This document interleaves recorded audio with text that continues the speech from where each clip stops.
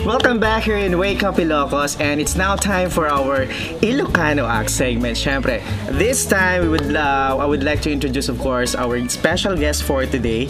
We will get to know another pride of Ilocos, ika nga nila. And of course, he's a former instructor of the University of Northern Philippines Nursing Department, and at current, naka-base po siya sa Qatar, and he's our medical officer po.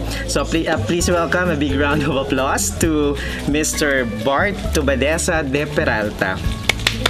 Good morning, sir. Good morning. Pleased to meet you po. Pleased to meet you. Yes, greet mo muna yung mga televiewers natin ng Wake Up Ilocos, sir. Good morning, kababayan. Being a guest in this kind of program, it's a great honor on my part. The pleasure is mine also, sir, to be with you today for simple chit-chat nga nila. Para naman makilala ka rin ng buong Ilocana ba, yung mga kapwa natin Ilocana dito. Sino nga ba talaga si Mr. Bart Tubadesa de Peralta? Well, simple lang ako. Bart de Peralta is a simple person. But he got a down-to-earth attitude when it comes to friendship, and also matulungin sa kapwa-tao, because that is the only asset I have here na pwede kong gawin sa kapwa ko. Wow, it's more personality. And of course, napaka-prominent nyo na pong tao dito. Pero you remain to be humble in spite of those achievements na meron po kayo sa buhay. I have here some questions lang, sir, ha. After college po ba, nakahanap po ba kayo agad ng trabaho ninyo? Yeah. Right after graduation, actually, nagtrabaho na ako sa hospital. Although maliit lang ang sweldo during that time, and then siyempre pipiliin mo yung mas malaking sweldo. So what I did was nag-apply ako ng mga ibang schools or ibang hospital, but since hospital maliit lang ang sweldo, so nagpunta ako sa Abra to teach a college department somewhere Abra Valley College. So ilang years po kayo na nagturo po? Before, right after graduation, I think 2 years, and then nag-practice po muna kayo ng nursing? No. Actually, I don't have any practice in nursing during that time. Talaga It was purely teaching, because one of my ambition before was actually to become a teacher. Yeah. Where did you take up pala po yung nursing course? I actually, syempre, I'm proud to be UNPian. Yes. University of Northern Philippines, College of Nursing, way back 1982. Alumni pala tayo dun. Oh, yeah, really? Yeah, there's something in common with us. Okay. Anyway, well, speaking of trabaho po, syempre madami sa mga kababayan natin dito talaga na work in our country, and marami din sa mga kababayan talaga natin na nagtatry mag-venture din outside the Philippines. Tanong ko po sa inyo, bakit po napili nyo na maghanap buhay or mag-work outside the Philippines po? Well, I think normal naman siguro lahat ng mga Pilipino going outside the country. The rationale behind is that if you are only working here in our own country, despite yung salary mo ay very low, tapos yung moral first ay parang mababa din. So, but if you are working outside the country, parang being a Filipino, because as I understand, Filipinos are a hard worker sa ibang bansa. Tama po kayo. And even dito sa bansa po natin. Yeah, even starting here in our country, natural na asset natin yun na as a Filipino or Ilocano probably. Okay, let's proceed to the next question po, sir. What was the hardest part of working outside the country? Ano yung mga challenges? Ano yung mga hardship nyo na na-experience? It is a big challenge actually. Can you just imagine na you experience na bulyawan ka ng boss mo? May time na during special occasions like Christmas, talaga nga mga mapigilan din tagsangit because you miss your family.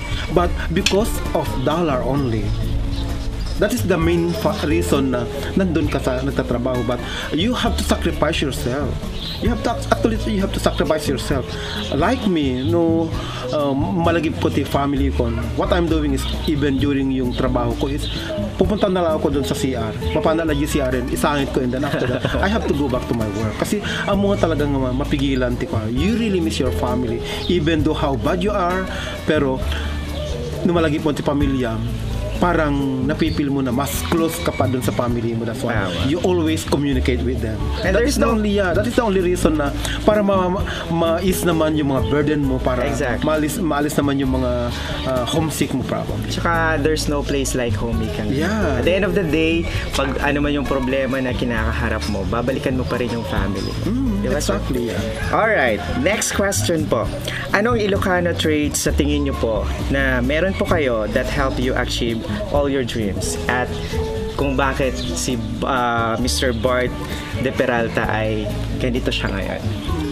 Well, if you have the guts and the courage, I think you can achieve your dreams. And not only that, prayer can do a lot. Tama ka dyan, sir. Very well said. Yeah. Prayer can do a lot, actually. Yeah. You should have, you always have the, what we call it, yung self-confidence pa, saka yung tibay ng loob and yung dedication mo sa mga ginagawa mo. Yeah. Sabi nga nila, kahit na gaano kahirap yung trabaho mo, if you put your heart on it, parang madali na lahat para sa'yo. Yeah, agree ako dyan. Yeah. Agree ako dyan. And of course, most importantly, hindi dapat nawawala ang Panginoon. That is number one. Yeah.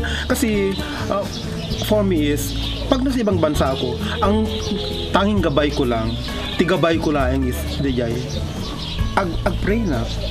Saka traits talaga ng mga Ilocano yung paladasal po. Paladasal, and not only that, ang Ilocano, ang una nilang titignan muna para sumaya at tibiyag dakit.